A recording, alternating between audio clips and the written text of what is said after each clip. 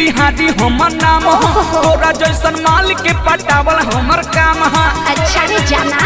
लुच्चा लफंगा हम है बिहार के बिहारी हमर नाम ह तोरा जैसन माल के पटावल हमर काम हो। आवना हई हौ तोवा दे हम तो हके आवना हई हौ तोवा दे हम तो हके जैसे काठी देखे लो दूसरा के माल होई ले बता ले लो दे दो ए बाबू का हो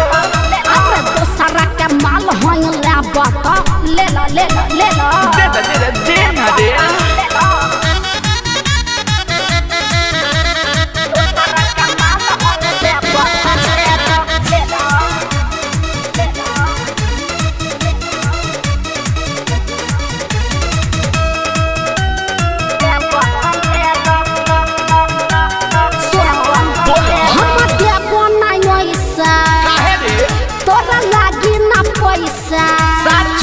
चीज हई कलकतिया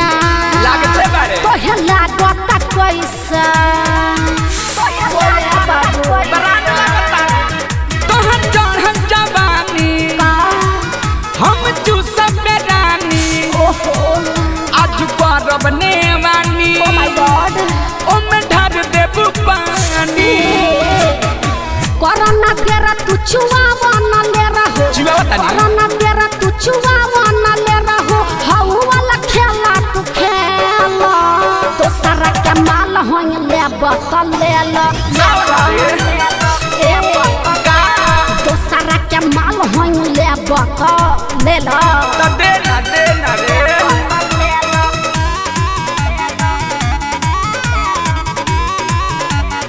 अलबेला रिकॉर्डिंग स्टूडियो गढ़ी माई नेपाल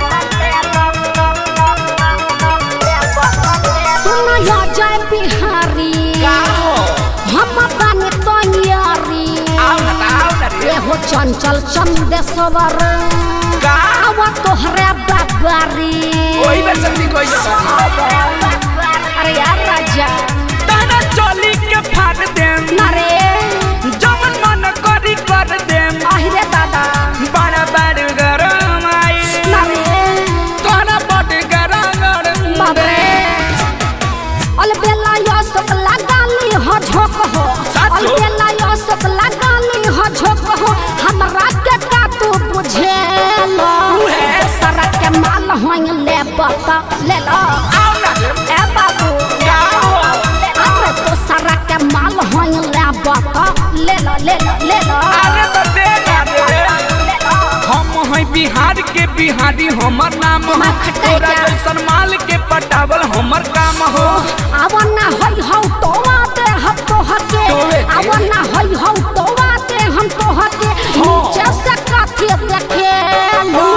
दूसरा के माल होई ले बता ले लो दे दो ए बाबू